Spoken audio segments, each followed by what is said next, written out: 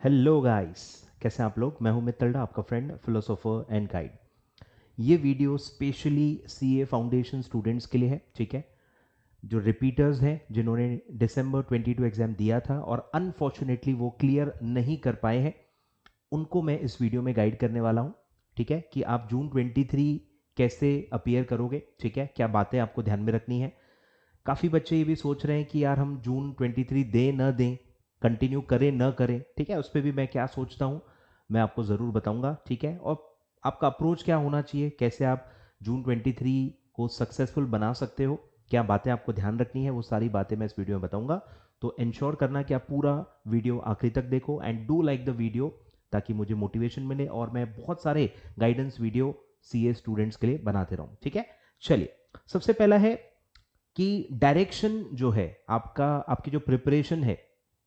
अब सबसे पहले लेट्स स्टार्ट विथ कि देना चाहिए कि नहीं देना चाहिए। काफी बच्चे ये भी हैं, सोच रहे हैं। तो अगर आपका फर्स्ट अटेम्प्ट था, पहला ही एग्जाम आपने दिसंबर 23 में दिया था, पहले आपने कभी सीए का एग्जाम दिया ही नहीं है, तो इतनी जल्दी आप नहीं हार मान सकते, ठीक है। अगर आप सीए करने निकले हो तो आप इतनी जल्दी हार नहीं मान सकते हो, ठीक है। और अटेम्प्ट इस जर्नी में लगता ही है, ठीक है। बहुत कॉमन है ये बात, कोई ऐसी और चीज़ नहीं है। और बिलीव मी, बनने के बाद कोई पूछता भी नहीं है, ठीक है। किसी को याद भी नहीं रहता कि आपने कितने अटेम्प्ट्स लिए थे। ये इसको क्या है, स्टूडेंट्स खुद ही बहुत ज़्यादा इंपॉर्टेंस देने लग जाते हैं। इतना भी बहुत ज़्यादा फर्क नहीं पड़ता अटेम्प्ट्स की वजह से, ठीक है। तो आपको टेंशन नहीं लेना है, बस सीए बन जाना है, ठीक है। वो आपका सबसे बड़ा गोल होना चाहिए कि मुझे सीए कंप्लीट करना है, ठीक है, बाय हुक और बाय क्रुक। तो अटेम्प्ट्स इतने मायने नहीं रखते हैं और इतनी जल्दी आपको हार नहीं माननी चाहिए। मेरे हिसाब से आपको मौका देना चाहिए अपने आप को, ठीक है। अपने आप को आपको मौका देना है। और मैं इसलिए कह रहा हूं क्योंकि मुझे पता है कि काफी बच्चों ने ना सीए को उतना सीरियसली लिया भी नहीं होगा, क्योंकि आप 12th पास आउट्स हो, ठीक है। हाल ही में आपने 12th क्लियर किया होगा, तो 12th की लेवल और सीए फाउंडेशन की लेवल में काफ़ी फ़र्क है, ठीक है। पासिंग रिजल्ट में भी काफ़ी फ़र्क है।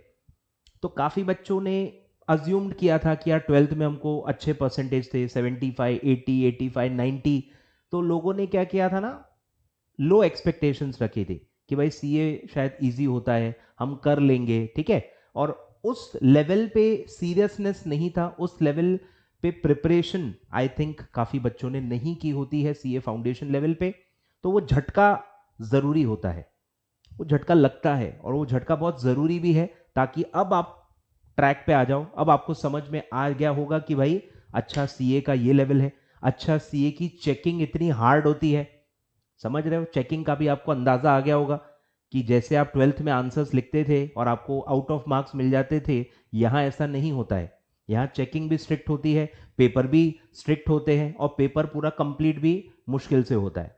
समझ रहे हो, तो आपको चैलेंजेस, काफी चीजें समझ में आ गई होंगी एंड आई होप अभी आप एक बेटर पर्सन बन गए हो टू टैकल द पेपर।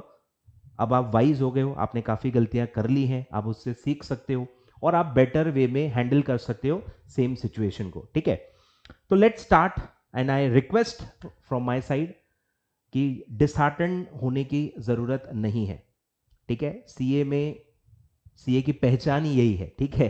तो मुझे नहीं लगता कि आपको बिल्कुल भी निराश होने की ज़रूरत है। फेल होना एक मतलब कोई बड़ी बात नहीं है सीए में, बस वो सीए कंप्लीट करना सबसे ज़्यादा इंपॉर्टेंट बात होती है सीए कोर्स में, ठीक है। तो आई थिंक आपको स्टिक रहना चाहिए और जून 23 के बारे में अब सोच विचार करना स्टार्ट कर देना चाहिए, उसकी प्रिपरेशन स्टार्ट कर देनी चाहिए, उसकी प्लानिंग स्टार्ट कर देनी चाहिए। और इस वीडियो में मैं आपको उसी के बारे में बताने वाला हूँ, ठीक है। चलिए लेट्स स्टार्ट। तो सबसे पहले सर हम शुरू कहां से करें, काफी बच्चों को वही समझ में नहीं आएगा कि यार हम करें क्या, ठीक है, हमको कुछ समझ में नहीं आ रहा। तो इसीलिए हमेशा अगर आप रिपीटर हो तो आपकी शुरुआत होती है पहली स्टेप से, identify the reason of failure. आप फिर से गाड़ी स्टार्ट नहीं कर सकते जीरो से, फिर से हम शुरुआत करते हैं जैसे हमने पहले अटेम्प्ट में पढ़ाई की थी वैसा आप नहीं कर सकते, ठीक है। तो आपको ये अच्छे से देखना होगा, आइडेंटिफाई करना होगा कि आप फेल क्यों हुए हो और कितनी बुरी तरह फेल हुए हो, ठीक है। इस पे भी फर्क पड़ता है कि आप 10 मार्क्स से फेल हुए हो एग्रीगेट में, 20 से हुए हो, 40 से हुए हो, 50-60 मार्क्स से फेल हो गए हो, या 80-100 मार्क्स से फेल हो गए हो। समझ रहे हो, रेंज होती है एक।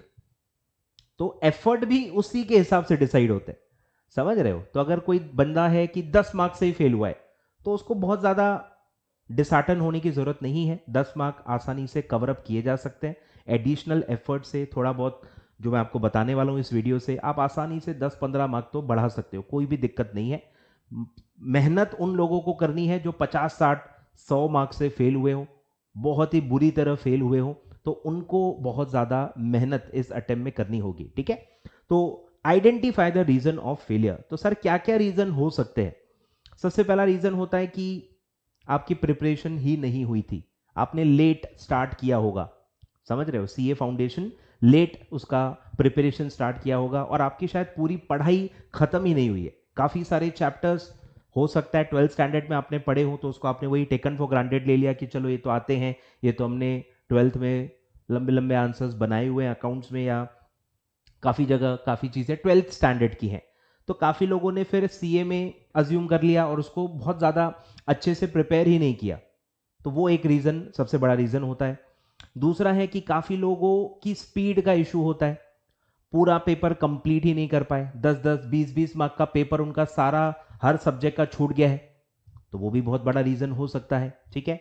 फिर है कि आपका कवरेज, जो मैंने बताया कवरेज का इशू हो सकता है कि आपके सारे चैप्टर्स कवर नहीं हुए, या आपने बहुत सारे टॉपिक्स स्किप कर दिए थे, या काफ़ी लोगों ने प्लानिंग अच्छे से नहीं की थी तो वो रिवाइज नहीं कर पाए। प्रिपरेशन तो हो गई थी बट रिविजन प्रॉपरली उनको उसको हैंडल नहीं कर पाए, क्योंकि रिविजन जब आप 12th स्टैंडर्ड की रिविजन करते हो 3-3, 4-4 महीने मिल जाते हैं। मतलब लोगों की रिविजन 4-4 महीने, 5-5 महीने पहले स्टार्ट हो जाती है 12th स्टैंडर्ड में, बट सीए में इतना टाइम नहीं मिलेगा आपको। इवन आगे भी सीए इंटर, सीए फाइनल, इतना टाइम कभी भी आपको मिलेगा नहीं, ठीक है। तो आपको एक आध महीना, 1.5 महीना, उतना ही मैक्सिमम रिवीजन के लिए टाइम मिलता है। तो रिवीजन की प्लानिंग बहुत करनी पड़ती है। काफ़ी बच्चे मैंने देखा है फाउंडेशन में, उनको ये अंदाज़ा ही नहीं होता है कि रिवीजन की भी प्लानिंग लगती है।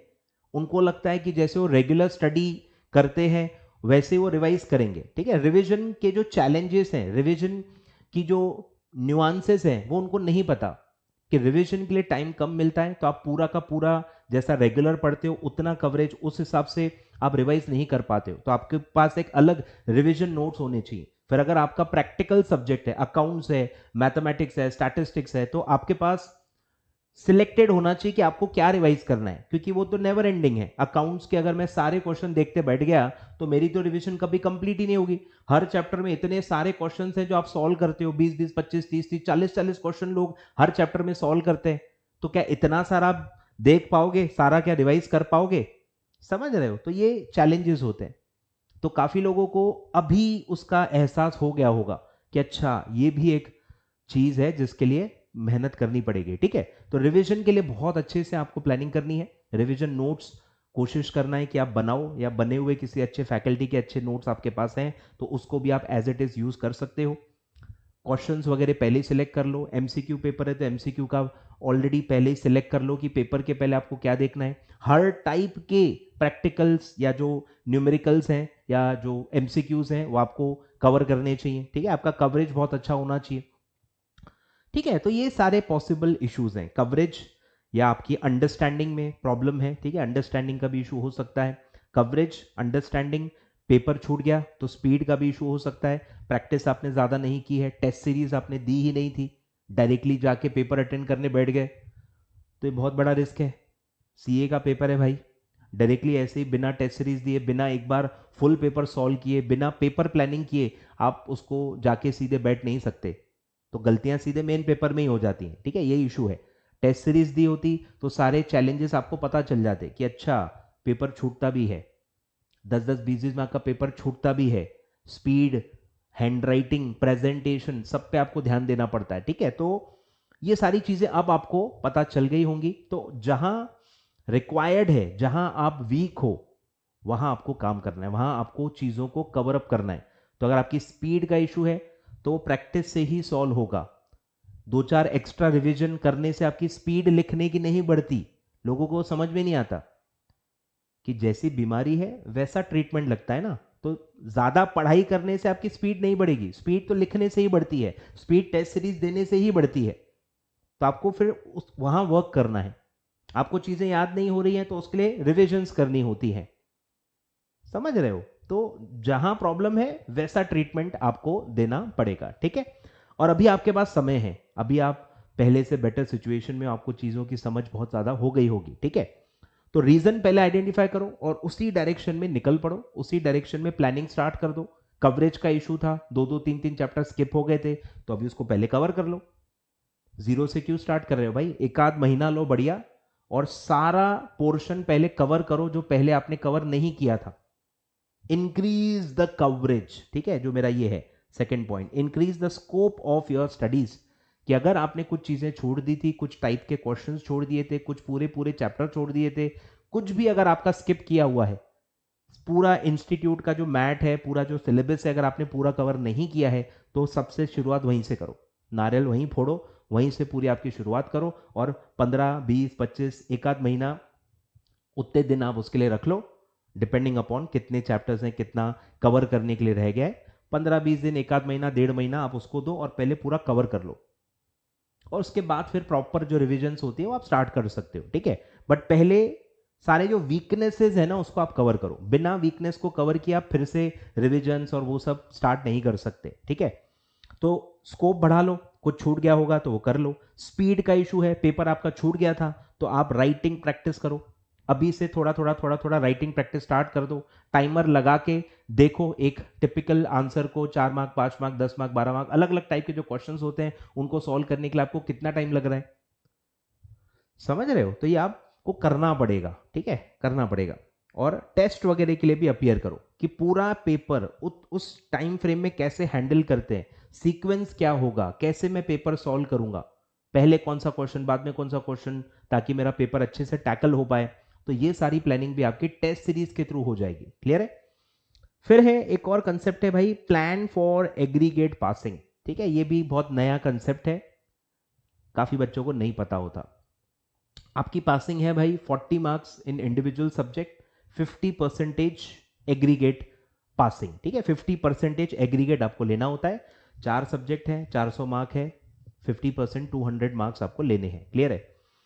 तो वो, अब आइडियल सिचुएशन क्या होती है भाई, चारों में आप 50-50 ले लो, तो एग्रीगेट का अलग से कोई प्लानिंग करने की जरूरत ही नहीं है।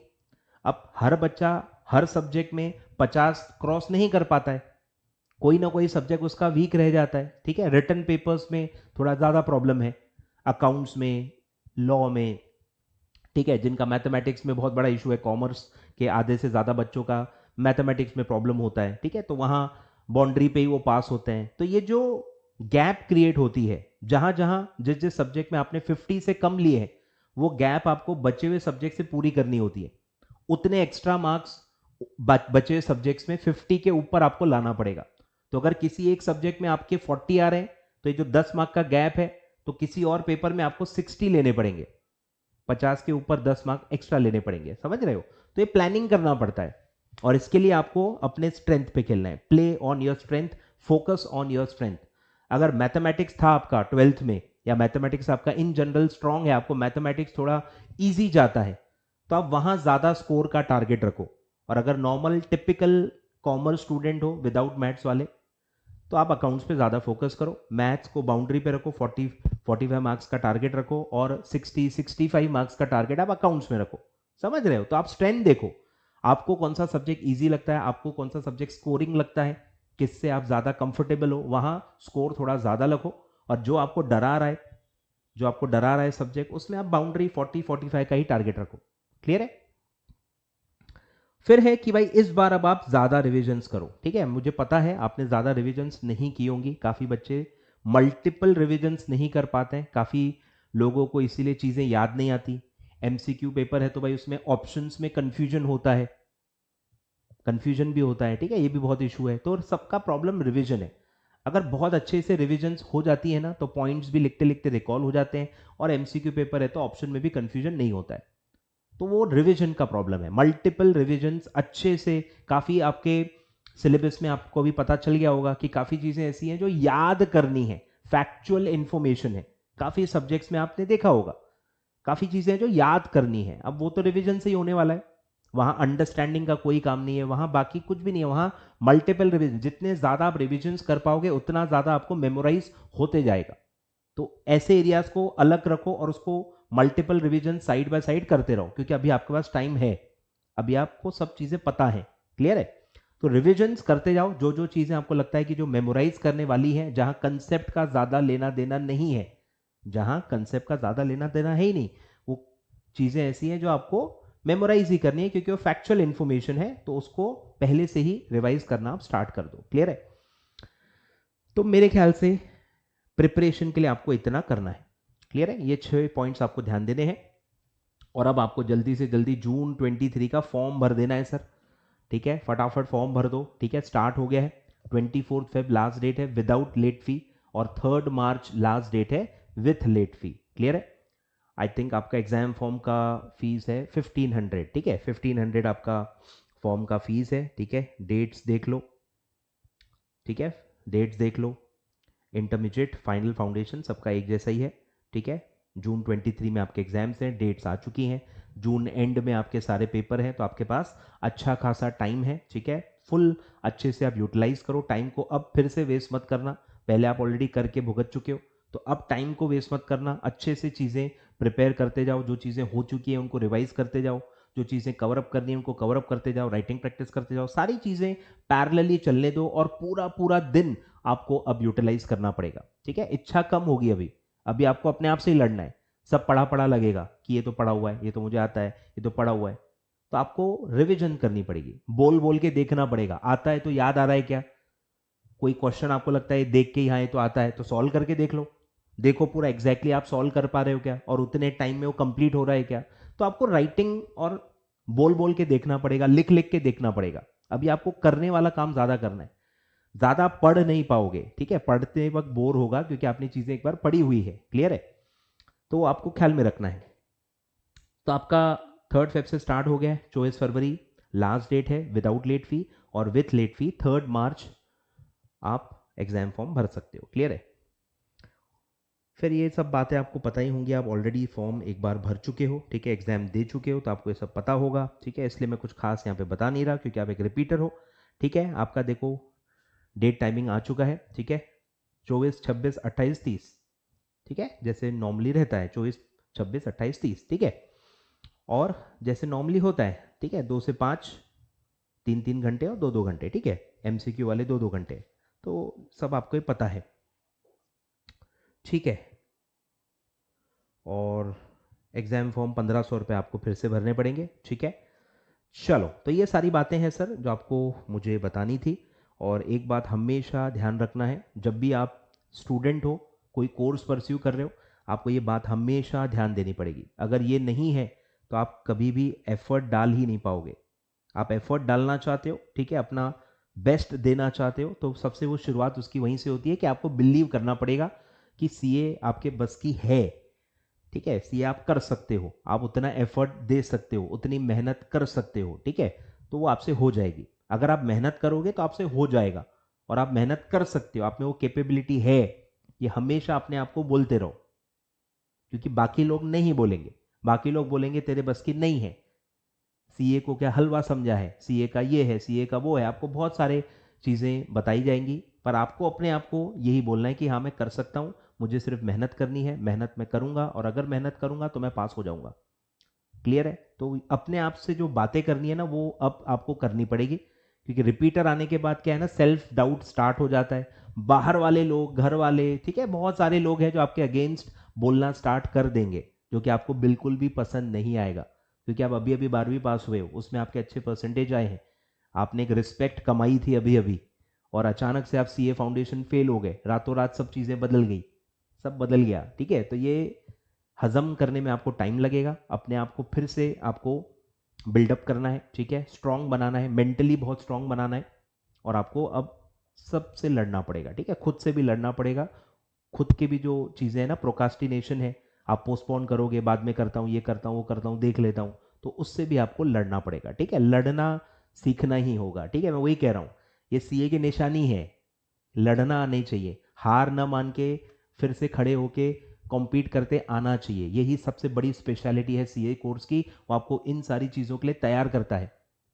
इसलिए ज़िंदगी में फिर आगे ज़्यादा दिक्कत नहीं होती है, क्योंकि वो स्ट्रगल जो है, जो मेहनत है, जो सेक्रीफाइसेस हैं, वो आप सीए कोर्स में ही सारी चीज़ें सीख जाते हो, तो आपको आगे चल के हार्डवर्क कोई बड़ी बात नहीं लगती है, क्योंकि आप ऑलरेडी कर चुके होते हो। ठीक है, तो ऑल द वेरी बेस्ट। ठीक है, all the very very best from my side. ठीक है, कोई भी आपको प्रॉब्लम हो, कोई भी आपको डाउट हो, प्लानिंग में कोई परेशानी हो, प्रिपरेशन में कोई परेशानी हो, माइंडसेट तक का कोई प्रॉब्लम हो, आप कमेंट करके ज़रूर मुझसे पूछें। मैं बिल्कुल टाइम निकाल के आपको रिप्लाई करूंगा। ठीक है, तो बने रहें। ठीक है, जून 23 वाले बच्चे बने रहें मेरे साथ, कमेंट करके अपनी रिक्वायरमेंट्स बताते रहें, जो भी आपके डाउट्स हैं वो बताते रहें। ठीक है, मैं पर्सनली अकाउंट सब्जेक्ट में डील करता हूँ। ठीक है, सिर्फ अकाउंट सब्जेक्ट में ही डील करता हूँ, तो अकाउंट सब्जेक्ट के डाउट्स या जो भी प्रॉब्लम्स हैं, प्लानिंग है, जो भी सब्जेक्ट रिलेटेड चीज़ें होंगी, आप मुझसे डेफिनेटली कमेंट बॉक्स में पूछ सकते हो। तो अकाउंट्स मेरी जिम्मेदारी है, अकाउंट्स में आपको जो प्रॉब्लम है आप पूछ सकते हो, कोई भी दिक्कत नहीं है। और मैं बहुत सारे वीडियोस अकाउंट्स के लाने वाला हूँ, प्रैक्टिस क्वेश्चंस दूंगा, टेस्ट वगैरह दूंगा, बहुत सारे इनिशिएटिव्स मैं जून 23 वाले बच्चों के लिए सीए फाउंडेशन के लिए लेने वाला हूँ। ठीक है, तो आप कमेंट करेंगे तो मुझे एक डायरेक्शन मिलेगा, मुझे पता चलेगा कि अच्छा आपको क्या नीड है, तो मैं उस डायरेक्शन में काम करना स्टार्ट कर दूंगा। ठीक है, तो आई होप आप ज़रूर कमेंट करके मुझे बताएंगे। ठीक है, do like the video, do subscribe my channel for more such videos. बहुत इन्फॉर्मेशनल गाइडेंस और subject related, account subject related बहुत सारे वीडियोस आने वाले हैं, तो do subscribe my channel. Thank you so much.